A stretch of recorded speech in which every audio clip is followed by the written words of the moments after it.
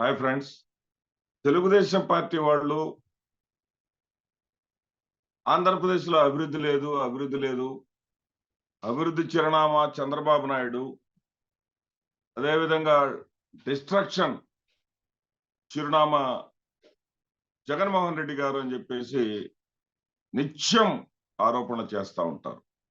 వాళ్ళ TV debates లో కానివ్వండి, వాళ్ళ కార్యకర్తలు కానివ్వండి, వాళ్ళ నాయకులు కానివ్వండి, ఏ చిన్న సమావేశంలో కూడా ఆంధ్రప్రదేశ్ రాష్ట్రంలో అభివృద్ధి లేదని, సంక్షేమం మాత్రమే జరుగుతుందని ఆరోపణలు చేస్తూ ఉంటారు. కానీ వాస్తవాలు కానీ చూస్తే ఈ యొక్క ఆంధ్రప్రదేశ్ ఎడిటర్స్ అసోసియేషన్ వాళ్ళు తెలంగాణతో పోటీ పడలేకపోతున్నాం. తెలంగాణ మంత్రులు కూడా చాలా మంది అయిపోయింది ఆంధ్రప్రదేశ్, మేమెక్కడా ఆంధ్రప్రదేశ్ ఎక్కడా అని చెప్పేసి అంటారు. ఈ ఎడిటర్స్ అసోసియేషన్ వాళ్ళు వాస్తవాలని విడుదల చేశారు. ఈ వాస్తవాలు వాళ్ళు చెప్పింది కాదు, వాళ్ళు సేకరించింది ఎక్కడి నుంచి, సోర్స్ ఎక్కడి నుంచి అంటే hand book of statistics on Indian states RBI 2021-22 దాని ప్రకారం చెప్పేటటువంటి దాంట్లో ఈ రెండు రాష్ట్రాల మధ్య కంపారిజన్ వాళ్ళు చెప్పినట్టుగా చెప్పాలి కాబట్టి నేను చూసి మీకు చదివి వినిపిస్తాను. రాష్ట్ర జాతీయోత్పత్తి రేటు 16.22% ఆంధ్రప్రదేశ్లో ఉంటే తెలంగాణలో 15.6% ఉంది. అట్లాగే జాతీయోత్పత్తి విలువ, ఈ యొక్క ఉత్పత్తి విలువ కడతారు, ఆ విలువ వచ్చేసి 14,50,000 కోట్లు ఆంధ్రప్రదేశ్ అయితే 13,04,000 కోట్లు తెలంగాణ. అదేవిధంగా 9 సంవత్సరాలుగా సంక్షేమంపై చేసినటువంటి ఖర్చు ఆంధ్రప్రదేశ్లో 7,05,000 కోట్లు అయితే తెలంగాణలో 5,00,000 కోట్లు.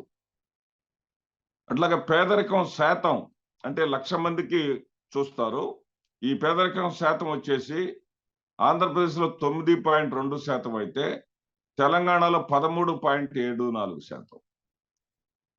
రాష్ట్ర రహదారుల విస్తరణ వచ్చేసి ఆంధ్రప్రదేశ్లో 13,500 కిలోమీటర్లు అయితే తెలంగాణలో 2,149 కిలోమీటర్లు మాత్రమే. వ్యవసాయ రంగం నికర విలువ ఆంధ్రప్రదేశ్లో 15,52,000 కోట్లు అయితే తెలంగాణలో 8,70,000 కోట్లు మాత్రమే. తయారీ రంగం నికర విలువ ఆంధ్రప్రదేశ్లో 10,67,000 కోట్లు అయితే ఇక్కడ తెలంగాణలో ఎక్కువగా ఉంది, 12,21,000 కోట్లు. పారిశ్రామిక రంగం నికర విలువ ఆంధ్రప్రదేశ్లో 7,20,000 కోట్లు అయితే తెలంగాణలో 3,60,000 కోట్లు మాత్రమే.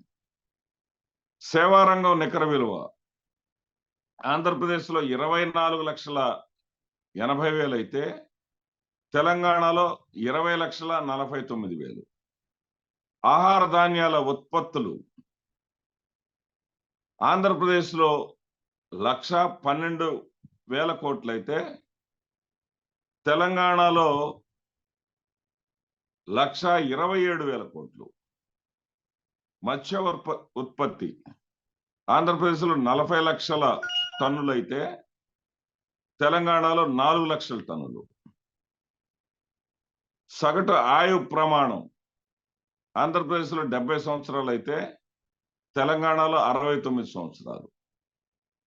నిరుద్యోగ గ్రామీణ మహిళలు ఆంధ్రప్రదేశ్లో ప్రతి 1000 మందికి 13 అయితే తెలంగాణలో 22 మంది.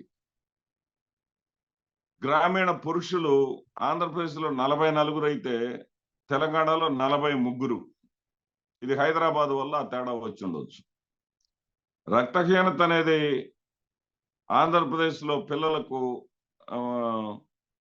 6 నుంచి 59 నెలలు ఉన్నటువంటి పిల్లలకు రక్తహీనత అనేది ఆంధ్రప్రదేశ్లో 63 ఉంటుంటే 1000 మందిలో అక్కడ 70 మందికి ఉంది. అట్లాగే ప్రభుత్వ ఆసుపత్రులు, ఇది అసలు ఊహించని డిఫరెన్స్ ఉందన్నమాట ఇద్దరి మధ్య. 86,721 ఆంధ్రప్రదేశ్లో ఉంటే 5,094 మాత్రమే తెలంగాణలో ఉన్నాయి.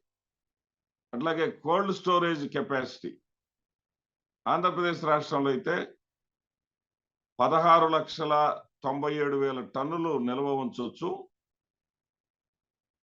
తెలంగాణలో 4,11,000 టన్నులు మాత్రమే నిల్వ ఉంచగలం. అంటే ఇక్కడ వాళ్ళు చెప్పేవన్నీ కూడా జగన్మోహన్ రెడ్డి గారి మీద దుష్ప్రచారానికి ఒడిగట్టడమే తప్ప ఆంధ్రప్రదేశ్ రాష్ట్ర ప్రయోజనాలను దెబ్బతీస్తూ ఆంధ్రప్రదేశ్ రాష్ట్రం మీద ఏది తప్పుడు ప్రచారాన్ని చేసి కేవలం తప్పుడు సమాచారం తోటి మాత్రమే ఏదైతే చంద్రబాబు నాయుడు గారి ప్రయోజనాలు కాపాడనేటటువంటి ఉద్దేశంతో తెలుగుదేశం శ్రేణులు పనిచేస్తున్నాయనేటటువంటి వాస్తవం మనం గమనించాలి. అంతేకాకుండా 14 ఏళ్ళు ముఖ్యమంత్రిగా ఉండి చంద్రబాబు నాయుడు గారు చేయలేనటువంటి అంశాలను జగన్మోహన్ రెడ్డి గారు 4 ఏళ్లలో చేసి చూపించారు. ఆ మధ్య సుజనా రంగారావు గారు మరి వాళ్ళ విజయనగరం వెనకబడిపోయి ఉందని ఒక మెడికల్ కాలేజీ కావాలని చెప్పేసి శాసనసభలో ముఖ్యమంత్రి చంద్రబాబు నాయుడు గారిని ఆనాటి ముఖ్యమంత్రి చంద్రబాబు నాయుడు గారిని వేడుకుంటే ఆంధ్రప్రదేశ్ ఆర్థిక పరిస్థితి ఏమాత్రం బాగాలేదు, మరి ఈ పరిస్థితుల్లో మనం తేలేము, కానీ పరిస్థితులు బాగుపడిన తర్వాత ఖచ్చితంగా ఉత్తరాంధ్రకు ఒక మెడికల్ కాలేజీని ఇస్తాను అని చెప్పేసి చెప్పడం జరిగింది. కానీ ఏది అప్పుడు కామినేని శ్రీనివాసరావు భారతీయ జనతా పార్టీ నుంచి గెలిపించుకొని తానే సీట్ ఇచ్చి భారతీయ జనతా పార్టీకి ఏమో టికెట్ ఇచ్చాడు. క్యాండిడేట్ కామినేని శ్రీనివాసరావు మాత్రం చంద్రబాబు మనిషి, అతని చేత సమాధానం చెప్పించాడు. కానీ జగన్మోహన్ రెడ్డి గారు ఆయన చేయలేని పనిని చేసి చూపించాడు. 17 ప్రభుత్వ మెడికల్ కళాశాలలను ఆంధ్రప్రదేశ్ రాష్ట్రానికి తీసుకువచ్చారు. ఈ 17 ప్రభుత్వ మెడికల్ కళాశాలల్లో 5 కళాశాలలు రేపు మరి అకాడమీ నుంచే, అంటే రేపు రాబోయేటటువంటి ఆగస్టు నుంచే అవి పని చేయబోతా ఉన్నాయి. అదేవిధంగా చంద్రబాబు నాయుడు గారు చేయలేనటువంటి పెద్ద ఓడరేవులు కేవలం ఆయన శంకుస్థాపన మాత్రమే చేస్తాడు. ల్యాండ్ ఎక్విజిషన్ కానీ అనుమతులు కానీ ఇవన్నీ ఏమీ పట్టించుకోడు. అవన్నిటినీ సిద్ధం చేసి వాటన్నిటిని అడ్డంకులు తొలగించి క్లారిటీ తీసుకొచ్చి ఎటువంటి ఇబ్బంది లేకుండా శంకుస్థాపన చేసిందే తడువుగా పనులు ప్రారంభమయ్యే విధంగా జగన్మోహన్ రెడ్డి గారు 4 పెద్ద ఓడరేవులను తీసుకొచ్చారు. అదేవిధంగా 10 షిప్పింగ్ హార్బర్లను నియమిస్తున్నారు. ఇక చంద్రబాబు నాయుడు గారు చేయలేనిది పోలవరం ప్రాజెక్టుకు సంబంధించి రైట్ రాయల్గా రావాల్సినటువంటి నిధులను రాబట్టలేక పోలవరంను పేటీఎంగా వాడుకున్నాడు అనేటటువంటి నిందలు మోసాడు ఆయన. మరి జగన్మోహన్ రెడ్డి గారు చిత్తశుద్ధితో పనిచేస్తూ పోలవరం ప్రాజెక్టుకు రైట్ రాయల్గా రావాల్సినటువంటి నిధులను రాబట్టాడు. అదేవిధంగా చంద్రబాబు నాయుడు గారు చేయలేనిది ఏదైతే విభజన సమయంలో రెవెన్యూ లోటు ఉన్నదే, సరైనటువంటి లెక్కలు సమర్పించక సరైనటువంటి పాలనా అనుభవం ఉన్నప్పటికీ కూడా నిర్లక్ష్యంతో వాళ్ళకి కేంద్ర ప్రభుత్వాన్ని సంతృప్తి పరచకుండా కేంద్ర ప్రభుత్వానికి ఇవ్వాల్సినటువంటి నివేదికలు సరిగా ఇవ్వలేక ఆ పెండింగ్ రెవెన్యూ లోటును తేలేకపోయాడు. ఆ 10,000 కోట్ల రూపాయలకు పైగా పెండింగ్ నిధులను రప్పించాడు ముఖ్యమంత్రి జగన్మోహన్ రెడ్డి గారు. అదేవిధంగా చంద్రబాబు నాయుడు గారు చేయలేనిది ఏంటంటే తన పార్టీ కార్యకర్తలను నిలువరించలేకపోయాడు. జన్మభూమి పేరుతోటి ప్రభుత్వానికి ప్రజలకి మధ్య ఇనుప గోడల్లాగా జన్మభూమి కమిటీ పేరుతోటి వాళ్ళని అడ్డుగోడలుగా నిలిపాడు. ఆ అడ్డుగోడలను, ఆ ఇనుప గోడలను చీల్చి చెండాడాడు జగన్మోహన్ రెడ్డి. అటువంటి అడ్డుగోడలు లేకుండా నేరుగా డీబీటీ ద్వారా మరి ప్రజల వద్దకు పాలన తీసుకొచ్చాడు.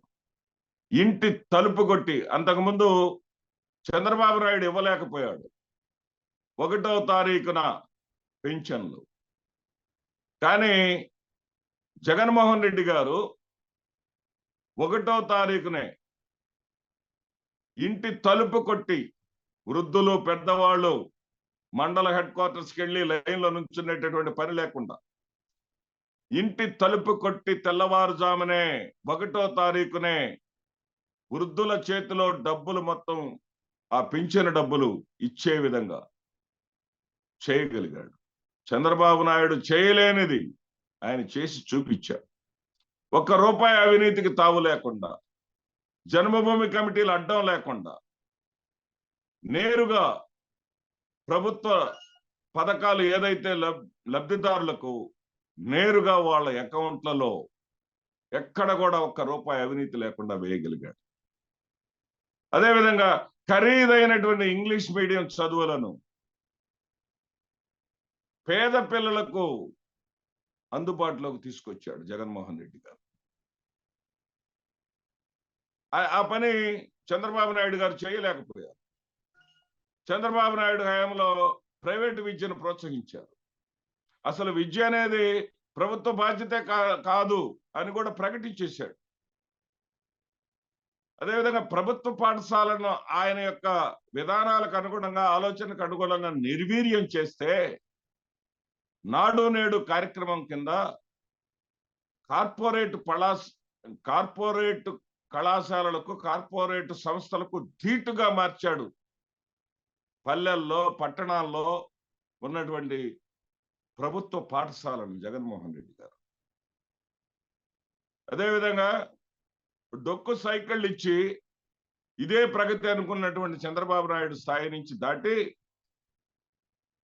బైజూస్ ట్యాబులు ఇచ్చే స్థాయికి తీసుకొచ్చాడు విద్యా వ్యవస్థ. స్కూళ్ళు తెరిచినా కానీ ఏదైతే పుస్తకాలు రానటువంటి చంద్రబాబు నాయుడు రోజుల నుంచి మార్చి స్కూళ్ళు తెరిచిన రోజునే కిట్ ఇచ్చే విధంగా, కిట్టులో పుస్తకాలతో సహా అన్ని ఉండే విధంగా మార్పులు చేశాడు జగన్మోహన్ రెడ్డి గారు. అదేవిధంగా మధ్యాహ్న భోజన పథకానికే నిధులు లేవని చెప్పేసి మీనమేషాలు లెక్క పెట్టినటువంటి పరిస్థితి నుంచి జగనన్న గోరుముద్ద పేరుతోటి పిల్లలకు పౌష్టికాహారాన్ని అందిస్తున్నాడు జగన్మోహన్ రెడ్డి గారు. అసలు మధ్యాహ్న భోజనం స్కూల్లో ఉన్నదానికి, స్కూల్లో ఒక మధ్యాహ్న భోజనమే కాదు, మరి వారంలో ఒక 3 రోజులు రాగి జావ ఇస్తున్నాడు శక్తి కోసం, 5 రోజులు కోడిగుడ్లు ఇస్తున్నాడు బలం కోసం, చిక్కీలు ఇస్తున్నాడు, డిఫరెంట్ మీనులు పెట్టాడు. ఒకరోజు వెజ్ పలావ్, ఒకరోజు పులిహోర, ఇట్లా అనేక రకాలైనటువంటి రోజు ఒక ఐటెం, రోజు తిన్నదే తినే విసుగు అనేది లేకుండా డిఫరెంట్ ఐటమ్స్ ని ఇస్తూ పిల్లల్ని కన్నబిడ్డల్లాగా చూసుకుంటున్నాడు జగన్మోహన్ రెడ్డి. అదేవిధంగా 30 లక్షల మంది పేదవాళ్లకు, ఏది స్వాతంత్రం వచ్చిన తర్వాత ఈ దేశంలో ఎక్కడ కూడా ఎవరు కూడా చేయలేనటువంటి విధంగా పేదలకు, అసలు 30 లక్షల మంది పేదలు ఇంకా ఇళ్ళు లేకుండా ఉన్నారంటేనే గత ప్రభుత్వాలు సిగ్గుతో తలదించుకోవాలి. ఆ గత ప్రభుత్వాల్లో 14 ఏళ్ల పాలించినటువంటి చంద్రబాబు నాయుడు కూడా సిగ్గుతో తల దించుకోవాలి. వాళ్ళకి 30 లక్షల పేదల ఇళ్ల పట్టాలు ఇవ్వటమే కాకుండా జగనన్న కాలనీ పేరుతోటి ఊళ్ళే వెలుస్తున్నాయి. దాదాపు 8 లక్షల గృహ నిర్మాణాల సముదాయాలు సిద్ధంగా ఉన్నాయి పంపకానికి. మరి కరోనా లాంటి మహమ్మారి వచ్చినప్పటికీ కూడా, అభివృద్ధి అడుగంటినప్పటికీ కూడా, నిధులు లేమి ఉన్నప్పటికీ కూడా, అటు ఉద్యోగస్తులను కానీ, పేదలను కానీ, రోగ బాధితులను కానీ ఇబ్బంది పడనీయకుండా, రోగం తగ్గిన తర్వాత ఇంటికెళ్ళేటప్పుడు, కరోనా తగ్గిన తర్వాత ఇంటికెళ్ళేటప్పుడు కూడా ఆ యొక్క వాళ్ళ చేతుల్లో ఖర్చులకు 2,000 రూపాయలు చేతిలో పెట్టినటువంటి వాడు జగన్మోహన్ రెడ్డి. కానీ కొన్ని విషయాలు జగన్మోహన్ రెడ్డి గారు చేయలేదు. చేయలేని విషయాలు చేయలేనట్టే మనం చెప్పుకోవాలి. ఏంటంటే అది చంద్రబాబు నాయుడు గారిలాగా అబద్ధాలు చెప్పలేదు. 600 హామీలు ఇచ్చాడు, ఒక్క హామీని కూడా అమలు చేయలేదు. ఆఖరికి ఇచ్చినటువంటి హామీలను వెబ్సైట్ నుంచి తీసివేశాడు.